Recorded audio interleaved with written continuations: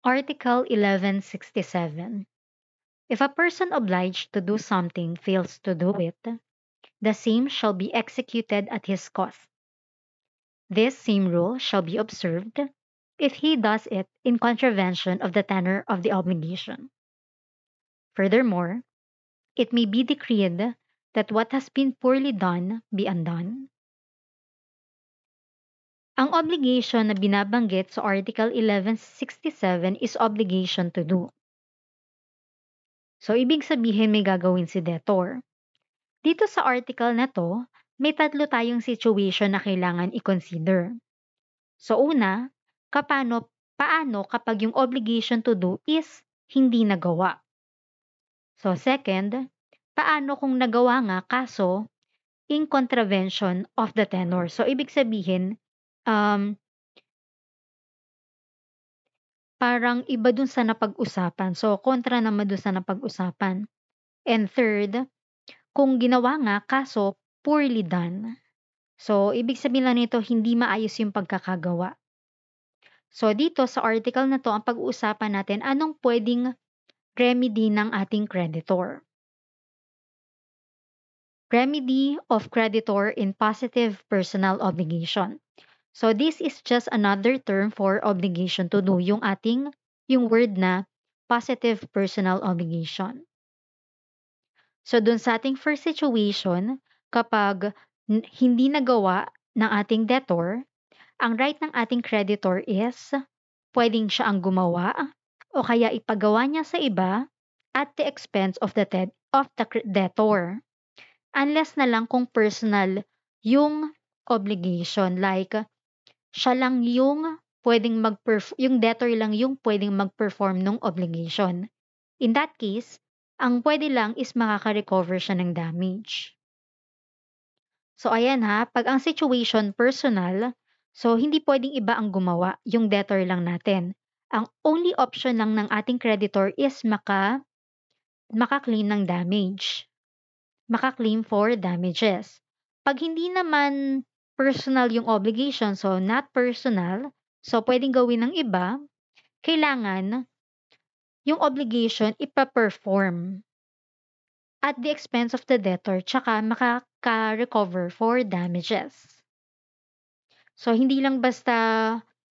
pag not personal, hindi lang basta makaka-claim for damages. Kailangan yung obligation, kung kaya namang gawin, ipapa-perform. So, kung mapapansin nyo, dito sa first situation, wala ditong option na i-compel natin ang debtor na gawin yung obligation to do.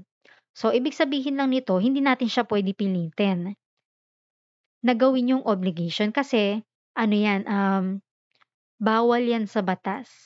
Yan ay paglabag sa kanyang constitutional rights. So, sabi nga, involuntary servitude is prohibited. So, hindi natin pilitin pag ayaw gawin. So, ipapagawa natin sa iba at his expense. At pwede tayong makarecover ng damages. So, next naman, remedy natin in cases naman kung ang obligation na ginawa is in contravention of the tenor, tsaka o kaya naman poorly done.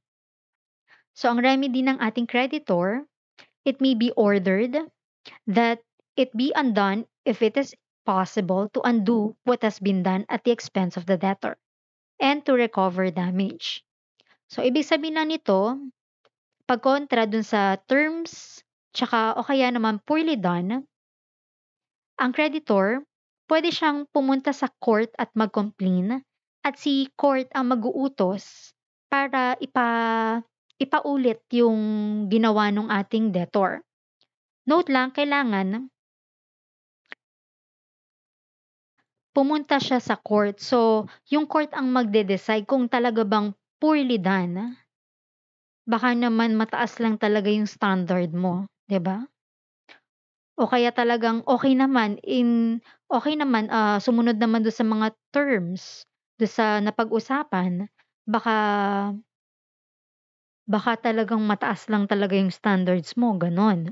So, kailangan pupunta ka sa court at magfa-file ka ng complaint and kung ma-decide ng court na poorly done nga, puwede niyang ipaulit sa ating debtor at his expense. tsaka makaka-recover ng damage.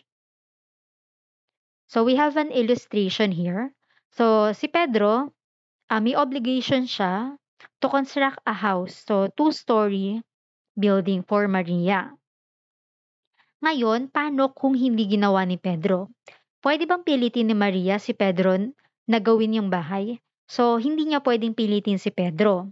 Ang pwedeng gawin, si Maria pwede siyang pumunta kay Peter, si Peter ang gagawa at the expense ni Pedro. So, paano naman ganito? Si Pedro, may obligation siya to construct a house, two-story kay Maria, for Maria. So, ang nangyari si Pedro, imbis na two-story building ang gawin, bungalow ang ginawa. So, first floor lang. O kaya naman, poorly done yung pagkakagawa ni Pedro. So, in that case, pwedeng pumunta si Maria, kung pwede pang iandan, so kung pwede pang remedyohan, kung magagawan pa ng paraan, pwede siyang pumunta kay Peter kung ayaw gawin ni Pedro at Pedro sa expense. So, paano naman kung ganito? Ayan, may concert si Moira and then, nung araw na ng concert sabi ni Moira, "Ayoko ng kumanta, hindi ko kaya," ganyan. So, hindi puwedeng pilitin si Moira na kumanta kung ayaw niya. So, ang puwede nilang gawin dahil nga personal yung obligation, so si Moira lang yung puwedeng kumanta kasi concert niya yun. So, ang puwede lang gawin ng ating creditor is mag-demand for damage. Hindi puwede ipa-perform yung obligation sa iba.